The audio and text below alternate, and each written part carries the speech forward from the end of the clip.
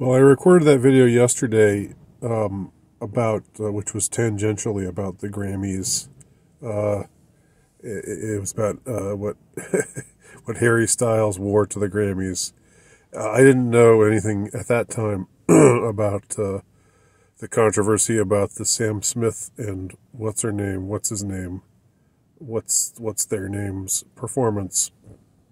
And it seems that was the big thing that took center stage, that there was this performance that was openly satanic and featured Sam Smith dressed as a devil, and the lights were all red, and there were like people writhing in cages and like a spirit circle and all kinds of stuff like that, and it was very depraved looking, and so that was the thing that everybody was focusing in on in one of two ways.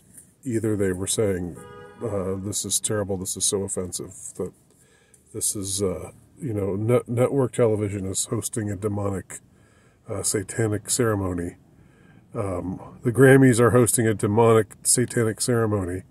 Or else it's like people on the left who are saying, oh, look at all these conservatives losing their minds just because somebody was, doing a demonic, satanic ceremony. I mean, what's the big deal? It's just a demonic, satanic ceremony on network TV, hosted by the most famous award show, where all of the so-called greats of the music biz get together and give each other a hand job, and so forth. So so that was where the real controversy was at. It wasn't about what Harry Styles was wearing. So once again, I showed myself to be out of touch. What's interesting to me, though, about the performance of those two, and I don't know the name of the other one, and out of disrespect, I'm not going to try to learn it because I don't care that much. But it apparently won some award, and then cheerfully said, "I'm the first transgender woman to get this award." Here's what strikes me as interesting. This was definitely a shock and awe kind of effort, right? Because there's two things you can do if you're trying to normalize what's weird and depraved, and definitely abnormal. You can either say, ha ha ha, in your face, normies, what do you think of all this? We're being demonic. Woo, woo, woo, woo, woo, woo, woo, woo, woo. And that's shock and awe. Even though what I just did wasn't very shocking or very awesome. But I think you get the point. It's like in your face. The whole idea is to be in your face and just grind your face in the demonic filth that they are.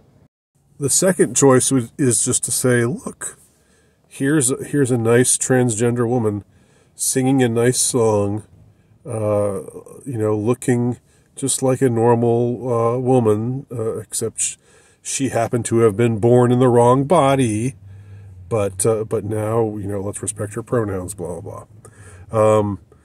And just sort of make it look normal and even wholesome.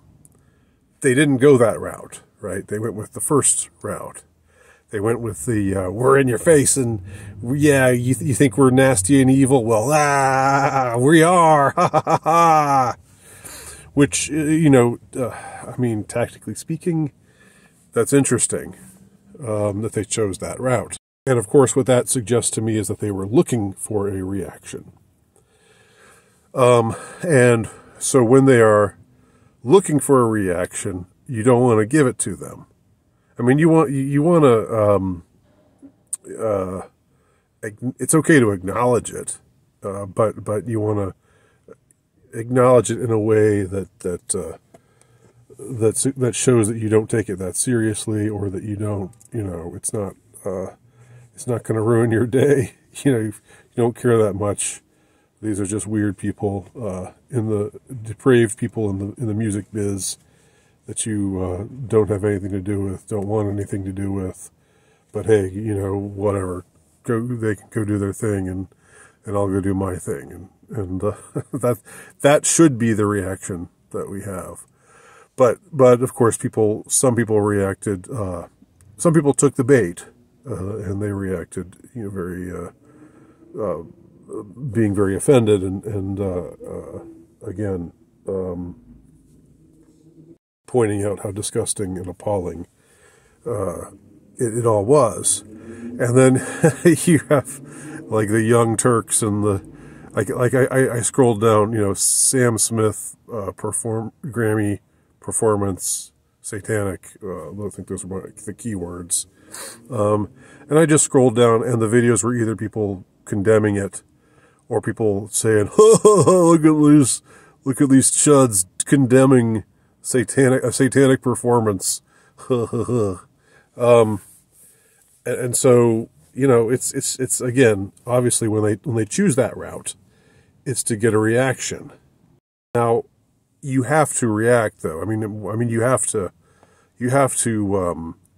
react insofar as you have to make the point that this isn't your thing, and you're not down with it.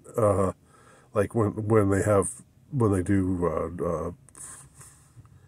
drag readings at the library, and invite all the kids to see some drag queen reading a story, and that's supposed to be wholesome.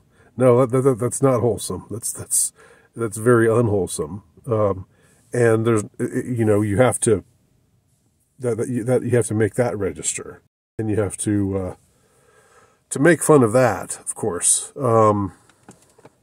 But like the other thing they can do, the flip side of that, is something that they often do. Where they say, look, again, it used to be about the gays. Now it's about the trans. But what they would do with gay couples, like, look, they're just like a normal couple. They love each other. They adopted a child. They love the child just as much as any heterosexual couple loves their child. They're just normal. We shouldn't fear them. They're just caring parents. They just happen to be attracted to people of their own sex.